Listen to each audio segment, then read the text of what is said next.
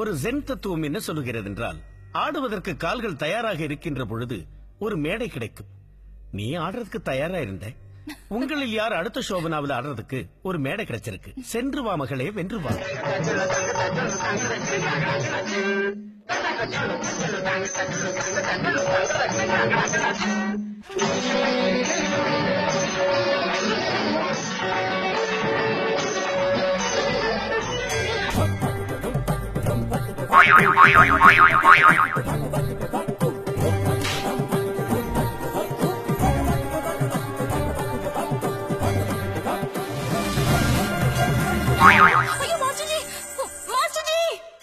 ஒரு டான்ஸ். ஐயோ அத்தை நீங்க பாக்கணுமே. விஷயம் தெரியாதவன் கப்புன்னு பார்த்தானா கையில சாவி தூக்கி விட்டுருவான்.